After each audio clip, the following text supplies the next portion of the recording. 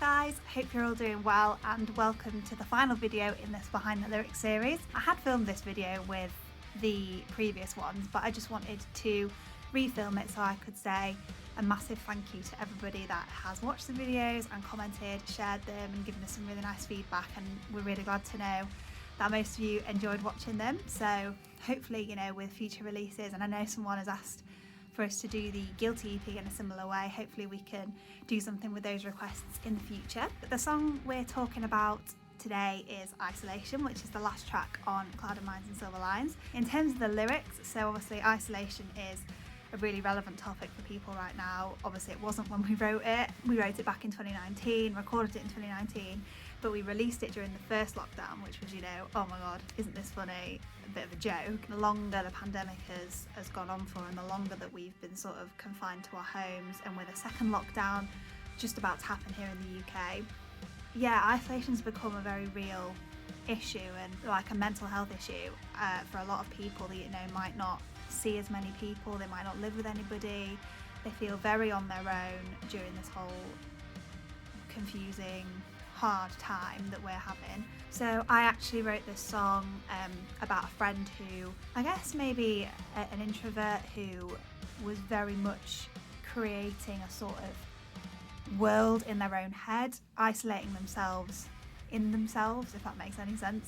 So the whole suffocating in this world, how are you surviving here? The world is the world that they've created in their head that they're sort of spending more time living in than their real life. The majority of the song, well, the song is written from the perspective of the friend on the outside looking in at this person and just being like, you need to get out there and live your life and not be so stuck in your own head, and the frustration of seeing someone getting so like down about things and not speaking to anybody about it and just sort of pushing people away and living in their own head.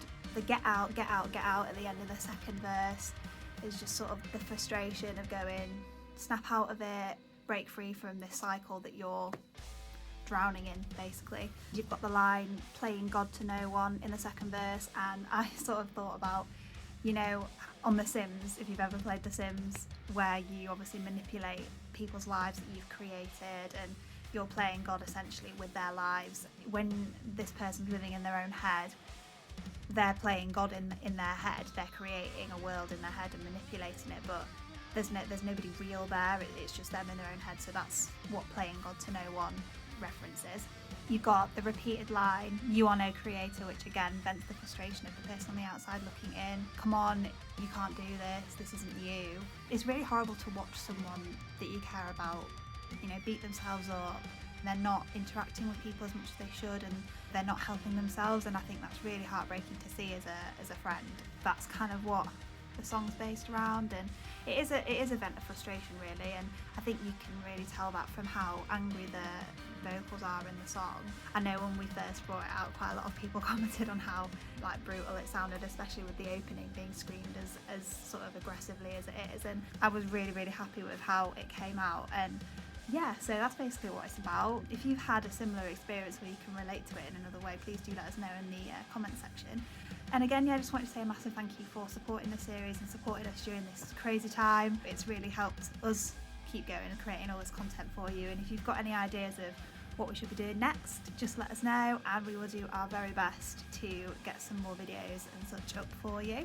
And again, just wanted to mention the charity that we supported with our 2205 video. The link to donate to them is still in the description bio of our Instagram, so if you want to head over there and donate to their cause, it's massively appreciated because they're still a very small charity. Supporting victims of terrorism and conflict is just such an important cause. There's lots of it going on in the world, and every pound penny makes a difference. So yeah, that would be awesome. So we'll see you in our next video. Do check out the rest of the series if you haven't seen it already. There is a playlist on our channel of all the videos.